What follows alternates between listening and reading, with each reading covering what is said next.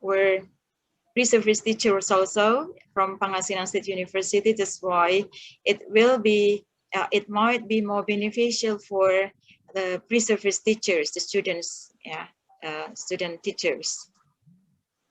However, it might be also beneficial for teachers, English teachers, hopefully. Thank you.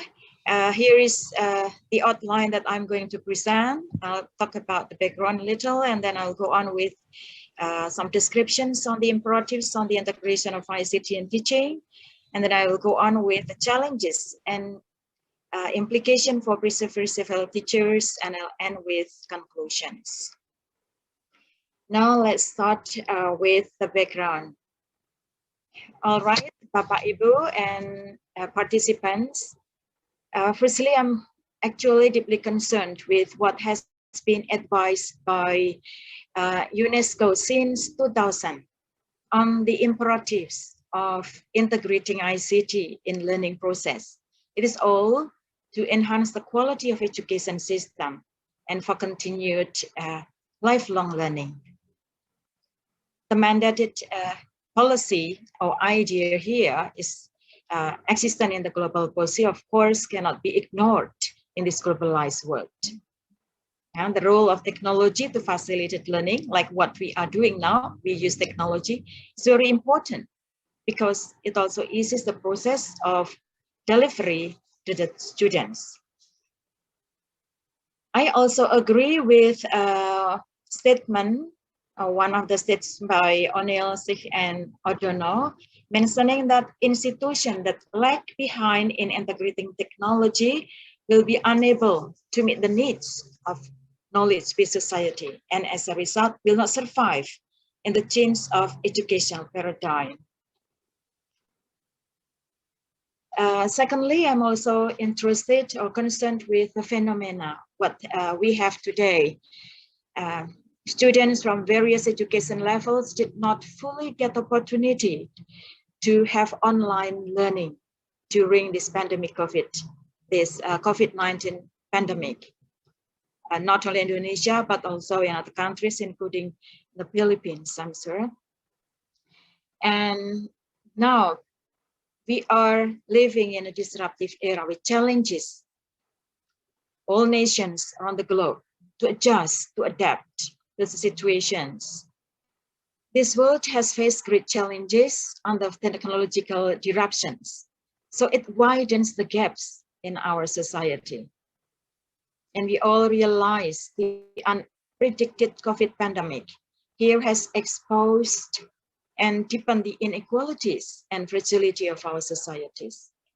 Well, actually, it is addressed in Sustainable Development Goals, especially Goal 4, on ensuring inclusive and equitable quality education and promoting lifelong learning opportunities for all. So it is imperative for equity in quality educations and in learning opportunity. In fact, if we are aware, there is inequity that needs to be addressed, which indeed can be seen and experienced clearly during this COVID pandemic. If we read the report from OECD, 2000, almost 50% of teachers in lower high schools are not familiar with ICT also. And 25% school principals also reported a shortage of digital technology for instruction. And almost 1 in 5 schools, around 19%, doesn't get sufficient internet access. A lot of schools in Indonesia experience this. We agree with this statement, with the report from OECD. I bet that in the Philippines, you also have such kind of issues. And seeing the above report and issues, it is still a really challenge for teachers and prospective teachers to integrate ICT in learning. But we have to start because it is significant for reforming the traditions of teaching and learning. As practitioners, I'm interested in what Bitham and Sharp advise, that we have to put pedagogy before technology. As teachers, all of you have this idea of pedagogy, the master pedagogy, but you are also supposed to apply technology. And we integrate technology for pedagogic reasons, yeah, like saving costs, and then the ability for learners to be able to work at their own time, this open flexibility, a convenience for millennials, for digital natives, yeah. And also, actually, it is meeting the Minister of Education directives. Okay. And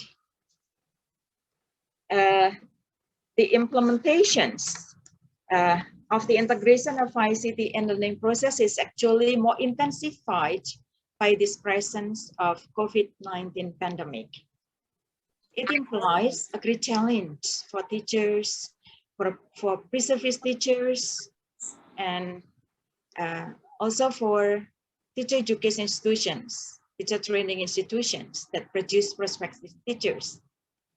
To what? To always to be dynamic, adaptive, and progressive. So all education levels are to be driven to transform, to adapt drastically, to learn from home using online media. That is what happens in Indonesia. Okay. And therefore, the integration of ICT and teaching learning process is highly recommended. Yeah. The idea of integrating ICT in teaching is actually more intensified also with the enactment of global and national regulation. As I mentioned earlier, the global messages on the need to integrate ICT and learning. Yeah, I have mentioned before. While the enactment of national policy, for example, Indonesian government has recommended this in Indonesian context. Yeah, Indonesian government has recommended a circular letter of the Minister of Education and Culture 2020 on the implementations of education policy during the emergency COVID spread. And this policy eventually demands teachers to define innovative and online learning media. What does this imply? This implies an imperative to integrate ICT in learning during this pandemic. And teachers must ensure that the process of learning and teaching is still going on, even though the students stay at home. And I believe that in the Philippines, such regulation is also enacted. The idea of integrating ICT in teaching is actually also in accordance with what Misra and Kohler's new framework for teaching that integrates technology, which is familiarly called TPACK, Technological Pedagogical Content Knowledge. What is it? It refers to knowledge about the complex relations of technology, pedagogy, and content that enable teachers to develop appropriate and context-specific teaching strategies. This framework is actually the extension of the former framework, Solman's. Are you all familiar with Solman's framework? Yeah, that is on pedagogical content knowledge, right? Well, TPA framework here suggests that teachers need to have deep understanding on technology, pedagogy, and content into teaching. However, Bapak, Ibu, and participants, these imperatives are not always in line with the practice. There are some challenges that need to be aware of. So what are the challenges for pre-service teachers? Let me give you an example of the result of my research here dealing with facilitating pre-service teachers in teaching practice. They had been prepared to integrate ICT in teaching during their learning in campus. However, when they do teaching practice at schools, the school facilities do not always enable them to integrate technology in teaching. Many schools are not always well-resourced in terms of ICT. As also mentioned, some insufficiency as reported by OECD, as I mentioned before, and also some various social economic background of the students, which is it is not always affordable to apply technology and teaching. Besides, there is unsustainable school budget to support in the implementation of ICT and teaching in schools. Here is one of the quotes from the participants of my study. However, most of the participants also agree, or they say similar expressions. They mention that sometimes you must be ready when there is no LCD, television, or other media in the classroom to deliver learning. In fact, we have prepared PowerPoint to present. So actually, the pre-service teacher have already, they are ready with the integrations or implementing ICT in teaching, because in our faculty here, in micro teaching and in other subjects, students need to apply technology and teaching. Well, actually, when they practice at schools, not all schools are well resourced in terms of ICT. Well, the above quote actually shows an issue in the implementations of the imperatives on ICT integrations. Within what is idealized and what is practice, what is reality. Yeah, well, a new approach to teaching practice calibrated for 21st century directs us to integrate ICT in teaching. But the real condition doesn't always support due to restricted available school infrastructure. And sometimes this brings some some frustrations, yeah, for by the students or pre-service teachers. And in Industry and Revolution 4.0, demands change in a way of human life and work process fundamentally, where the advancements of information technology can integrate in the world of life with digital. But the socioeconomic for a country varies, that in some cases, almost it is impossible to apply ICT in teaching as expected.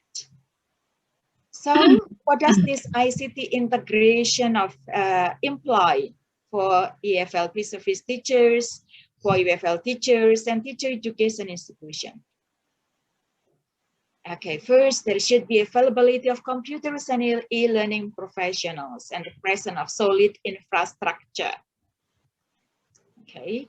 Secondly, the integrating of ICT in all aspects is inevitable in the era of Industry 4.0.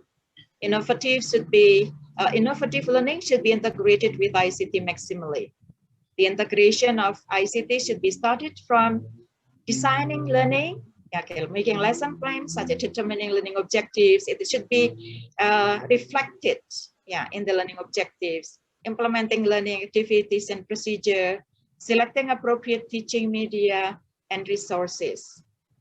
And then also, this is an important point also. The integration of ICT here implies that teachers to always improve, they always need to improve their skills in using technology and improve positive attitudes towards technology. Okay, you may not say, oh, I cannot do this, that's not affordable. No, we have to be optimistic. Yeah, we have to have positive attitudes toward technology, as it is the main determinant for the success. Teachers need to adjust what Misra and Kohlers formulate with TPACK framework in designing their learning plans and their teaching practice, including selecting teaching material and media. And learners, learners themselves, they have to have the right disposition and attitudes toward the use of e-learning and online sources. I'm sure that now all millennials, digital natives, okay, because our students are digital natives, so they are familiar with this. It is capable of reducing students' language learning anxiety, as it gives them the chance to practice the language comfortably without being embarrassed. Okay, we are lacking of embarrassment when we do virtually like this. Okay, so which it would reduce the affective filter, like what has been mentioned by Krasen in the factors determining the language acquisition, the success of language acquisitions. And pre-service teachers need to be exposed to diverse teaching and learning situation and opportunities and value of flexibility. They need to be adaptive, dynamic, progressive, smart, and critical. Okay, do not only give up when there is an infrastructure, schools that you do not teach, but you have to be innovative, creative. Yeah. So let me end my presentation with this conclusion.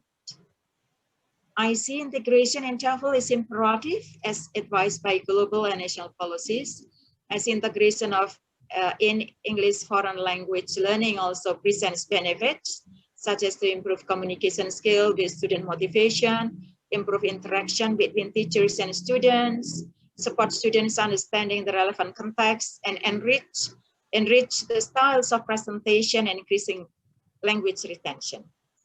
While ICT integration in teaching is imperative, there are still issues that challenge in practice.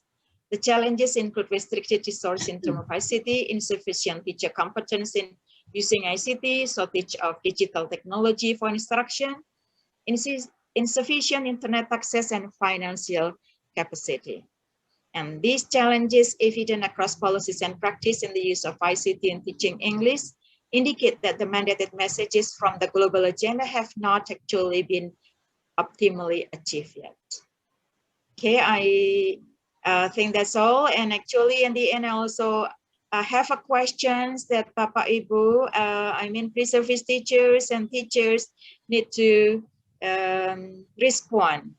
Make a reflection on your teaching about some affordable teaching media that you have applied and are going to apply in your teaching. Okay, discuss critically the implementation. Okay, use some relevant, okay, this is actually the point that I want pre-service teacher to also make some reflection, as Bu Mauli also did.